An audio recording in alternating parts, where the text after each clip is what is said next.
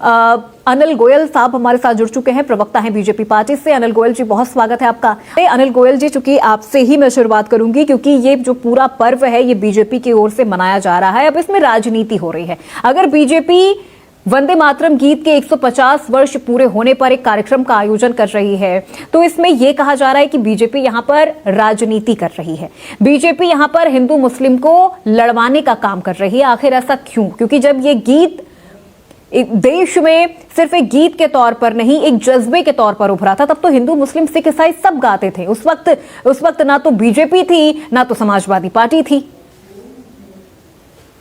नहीं, देखो, आप अगर इसको बीजेपी का कहें तो नहीं, ये तो सही मायनों में हिंदुस्तान के प्रत्येक व्यक्ति को मनाना चाहिए जी। ये बीजेपी का नहीं, पूरे देश का कार्यक्रम है।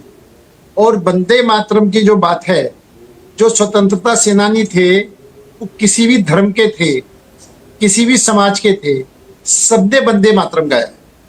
वंदे मातरम जो है निश्चित तौर पर राष्ट्रीय एकता का प्रतीक है, ये आजादी का प्रतीक है, आजादी के मतवालों को प्रेरणा देने का प्रतीक है। अब आप इसको भी हम हिंदू मुस्लिम में देखेंगे, पक्ष विपक्ष में देखेंगे, बीजेपी कांग्रेस में देखेंगे, तो ये हमारी सोच दर्शाता है कि हम देश हित के काम भी हम व्यक्तिगत पर्सनल में लेके जाते हैं। आप ये बताएं कि वंदे मातरम के अंदर वो सिर्फ भगवान की पूजा नहीं है, वो भारत माता यानी अपनी धरती माता, जो जिसमें हमने पैदा हुए हैं, जिसका हम खाते हैं, जिसमें हम जी रहे हैं, जिसमें हम अपना जीवन यापन कर रहे हैं, क्या उसको भी नमन करना, उसको भी प्रणाम करना अपराध है क्या? आप इतनी छोटी छोटी बातों को हमें अगर लिख करके बात करेंगे तो इस तरीके से कैसे बात बनेगी? आप ये बताएं, 1905 में बंगाल विभाजन के समय ये गीत स्वदेशी आंदोलन बना था। जब स्वदेशी आंदोलन के रूप में इस गीत को गाया जाता है तो इसमें गलत क्या है? आप अगर इसको छोटी मानसिकता से लेकर चलते हैं तो इससे स्पष्ट दिखाई देता है कि आपके प्रति राष्ट्र प्रेम नहीं है, आपके प्रति सिर्फ वोटों का प्रेम है, आपके प्रति अपने पार्टी का प्रेम है। आपका प्रेम जो है निश्चित तौर पर एक छोटी सोच लेकर के प्रेम दिखाता है। जो देश हित की बात है, जिसमें देश के हमारे जो स्वतंत्रता सेनानी है, जो इसको गाते गाते फांसी के फंदे पे चढ़े हैं, जो गाते गाते उन्होंने इसमें स्वतंत्रता हमें दिलाई है। और इसके अंदर मैं फिर बात रिपीट कर रहा हूं कि किसी भी जाति, किसी भी धर्म के लोग हैं, सबने इसको स्वीकार करा है और इसको हम किस तरीके से धार्मिकता का स्वरूप देना चाहते हैं। तो ये हमारी जो छोटी मानसिकता है, इसका ही बात ये है। बाल गंगाधर तिलक, अरविंद घोष, लाला लाजपत राय, नेताजी सुभाष चंद्र बोस जैसे स्वतंत्रता सेनानियों ने इसको आंदोलन का प्रतीक बताया है। ये आंदोलन के प्रतीक है और उन्होंने इसको मान करके चले हैं, इनको बनाया।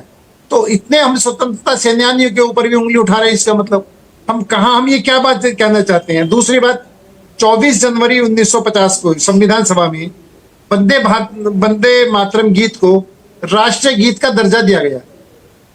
क्या हम उसको भी नहीं मानेंगे? जो हमारा देश जब आजाद हुआ था, उसके संविधान सभा ने उसको जब राष्ट्रगीत का दर्जा दिया है और उसको भी हमें गाने में अपराध दिखाई दे रहा है। और इसी तरीके से जनगण गण हमारा राष्ट्रीय गान है, तो उसके में भी हमको इस चीज में परेशानी क्यों हो रही है?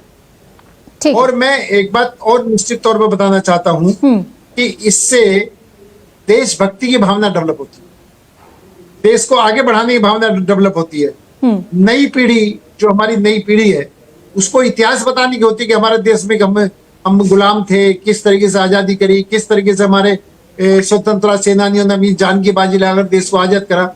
और उसमें वंदे मातरम जो गीत है उसकी अहम भूमिका रही है। ये राष्ट्र का गौरव है और राष्ट्र के गौरव को अगर मैं पुनः लोकप्रिय बना रहे हैं, लोगों को बता रहे हैं, तो इसमें गलत क्या है? मैं बार बार कह रहा हूं कि बीजेपी का ये अभियान नहीं, ये सबका अभियान होना चाहिए और सबको इसको साथ लेकर के चलना चाहिए। ठीक है अनिल जी, मैं लौटूंगी आपके गोयल साहब। यहाँ पर मुझे ऐसा लग रहा है पहली बार ऐसा कुछ कार्यक्रम हो रहा है राष्ट्र गीत को लेकर, और फिर लोगों का रिएक्शन भी आ रहा है। लोग इसे पार्टी से जोड़कर नहीं देख रहे हैं, लोग खुद इसे सेलिब्रेट कर रहे हैं, आगे बढ़ रहे हैं। उनके लिए तो उत्साह का पर्व है कि 150 साल हो गए हमारे राष्ट्रगीत को बने हुए और आज लोग इसे खुशी के साथ गा भी रहे हैं। लेकिन फिर भी मतीन खान जैसे कुछ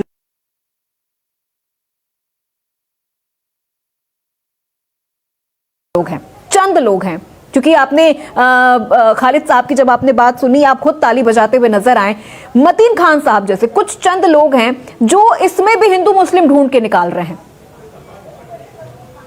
नहीं देखो, मेरा बड़ा स्पष्ट कहना है कि वंदे मातरम का सबको गान करना चाहिए, और भाजपा ही नहीं सभी राजनीतिक दलों को भी कार्यक्रम करने चाहिए, और इससे देश का गौरव बढ़ेगा।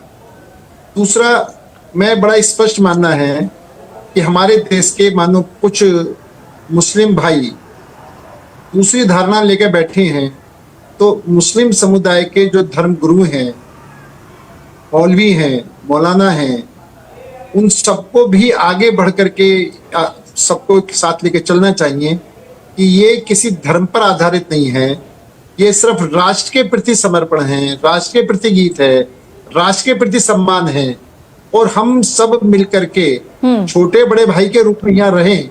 हर चीज को हिंदू मुस्लिम के दृष्टिकोण से नहीं देखना चाहिए, हर चीज को नकारात्मक दृष्टि से नहीं देखना चाहिए, हर चीज को हिंदू मुस्लिम को बांटने की निगाह से नहीं देखना चाहिए, हर चीज को वोट के आधार पर नहीं देखना चाहिए। ये हमारा राष्ट्रगीत है। यहाँ पर तो राजनीति से ऊपर उठ करके देश के प्रति हमें समर्पण करना चाहिए। तो इसलिए सबसे बड़ी बात क्या है कि जिन्होंने आजादी की लड़ाई लड़ी है, ये उनका भी सम्मान है जी। उनको भी लगेगा कि हमें देश के लिए अगर आजादी करी तो आज हमारे हिंदुस्तान की जनता हमारे साथ खड़ी है, और उनके जो संघर्ष का नारा है उसको सल्यूट कर रहे हैं। और इसमें निश्चित तौर पर इसके गाने से भारत की स्वतंत्रता की जड़ों को और अधिक सम्मान दे रहे हैं। हम उनको सम्मान कर रहे हैं कि भाई आपने जो हमारे साथ कुर्बानी दी है, उस कुर्बानी को भी हम नमन कर रहे हैं, उस कुर्बानी को सम्मान कर रहे हैं। जिससे बिल्कुल अभी सूफी साहब ने कहा कि माता मतलब जो जिसके पेट से हम पैदा हुए हैं वो ही हमारी माँ नहीं है, धरती भी हमारी माँ है, जिसके के पेट में हमें समाना है, समाना उसके पेट में ही है। तो देखो, इतने अच्छे विचार के होते हुए भी हमारे सभी समाज के सभी धर्मों के लोगों को इसको इस तरीके से करना चाहिए, और सही मायनों में इस अभियान को स्कूल हैं, कॉलेज हैं, सब जगह पर इसको गाने चाहिए, और गा करके इसका सम्मान करना चाहिए। और ये पूरा वर्ष वंदे मातरम के नाम से, भगवान के मतलब वंदे मातरम की गाने से हर बच्चे को याद होना चाहिए। हम तो बल्कि ये कहते हैं कि अभी तक हमारे हिंदुस्तान में सिर्फ पहला पहरा ये कहा जाता, पूरा वंदे मातरम पढ़ा जाना चाहिए जी। पूरे वंदे मातरम को हर बच्चे को याद होना चाहिए, और हर कार्यक्रम में। मुझे ये कहना ही, मैं राजनीति वाली बात ना मानो तो बड़ा स्पष्ट कहता हूँ, हमारी बीजेपी के जितने भी कार्यक्रम होते हैं हम वंदे मातरम से कार्यक्रम शुरू करते हैं और राष्ट्रगान पर कार्यक्रम खत्म करते हैं। कोई भी कार्यक्रम शुरू होता है तो भाजपा के प्रत्येक कार्यकर्ता को वंदे मातरम की पहले 2 लाइन में वो सबके याद हैं, पूरा तो उनके भी याद नहीं है, लेकिन राष्ट्रगान उसके बाद हम करते हैं। तो सभी राजनीतिक दलों से, सभी धार्मिक संस्थाओं से, सभी स्कूलों से, सभी कॉलेजों से, सबसे अपने अपील करते हैं, निवेदन करते हैं कि ये पूरा साल हम वंदे मातरम को समर्पित कर रहे हैं, तो हम सब जगह पर वंदे मातरम गाएं।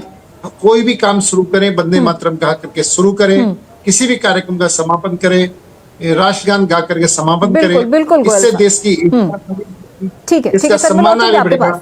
हम सब मिलकर एक साथ रहने का हमारा प्रयास और सफल होगा। हम सबको साथ लेकर के चलने में कामयाब हो पाए। ठीक है, भारत में है, हिंदुस्तान में है, हिंदुस्तान की जमीन पर, आजाद हिंदुस्तान की जमीन पर सांस ले रहे हैं, लेकिन राष्ट्रगीत में धर्म ढूंढ रहे हैं। अनिल गोयल जी, एक छोटा सा रिएक्शन यहां पर आपसे लूंगी, फिर मैं सीधे अपने सहयोगी का रुख करूंगी। मेरा तो सिर्फ इसमें एक कहना है कि राष्ट्रगान गाना, वंदे मातरम गीत, राष्ट्रगीत गाना या ना गाना एक अलग बात है, लेकिन हम नहीं गाएंगे नफरत सोच लेकर के कहना वो अलग बात है, वो गलत है। कि भाई मैं गा रहा हूं नहीं गा रहा हूं वैसे हम नहीं गाएंगे, उसके पीछे हमारी नफरती सोच है, उसके पीछे हमारी विघटनकारी सोच है, उसके अंदर हमारी समाज को बांटने वाली सोच है। अगर उस सोच से कोई व्यक्ति कहता है हम नहीं गाएंगे तो वो गलत है। अभी राकेश तिवारी जी कहेंगे कोई गाए ना गाए उनकी मर्जी, वो ठीक है, लेकिन नहीं गाने के पीछे मंशा क्या है, मंशा भी जाहिर होनी चाहिए। अगर वो मंशा गलत है, जिसकी मंशा अगर सकारात्मक है वो मना ही नहीं करेगा। जिसकी अगर मंशा सकारात्मक है, जिसकी मंशा देशभक्त की है, तो वो क्यों मना करेगा? वो तो कहेगा ना कि भाई हम जिस देश में रह रहे हैं हम उसका गीत भला क्यों ना गाएं?